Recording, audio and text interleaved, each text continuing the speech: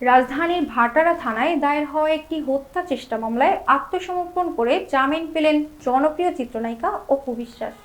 রোববার 13 জুলাই ঢাকার chief metropolitan magistrate Mohammad Mostafizur Rahman তার 10,000 টাকার মুচলেকায় জামিন মঞ্জুর করেন। সকাল 12:40 আদালতে উপস্থিত হয়ে শুরুতেই পেছনের বেঞ্চে বসে থাকেন অপু। দুপুরে 12:57 শুনানির ডাক পড়লে তিনি কাঠগড়ায় ওঠেন। শুনানির শুরুতে তার আইনজীবীরা দাবি করেন, এই মামলায় এজাহারে অপু বিশ্বাসের নাম নেই। বাদীও হলফনামা দিয়ে তার সংশ্লিষ্টতা অস্বীকার করেছে। তাই জামিনযোগ্য ধারা বিবেচনায় তাকে শর্ত সাপেক্ষে জামিন দেওয়া হোক।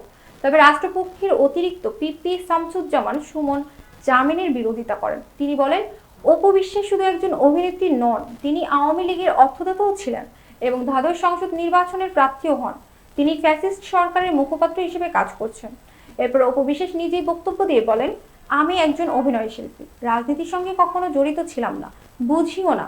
এটি আমার পেশাগত দায়িত্ব ছিল মাত্র। তিনি আরো বলেন, আমার একটি ছোট সন্তান আছে। এই কথা বলার পর কিছু আইনজীবী তাকে উদ্দেশ্য করে কটূক্তি করেন এবং বলেন, সন্তান দেখিয়ে আদালতের সহানুভূতি আদায়ের চেষ্টা করছেন। সর্বপক্ষের শুনানি শেষে আদালতের জামিন মঞ্জুর করেন। বেলা 1:05 নারী পুলিশের নিরাপত্তায় তিনি আদালত ত্যাগ করেন। উল্লেখ্য, এই মামলায় অপু বিশ্বাস 208 নম্বর এজাহার নামীয় আসামি।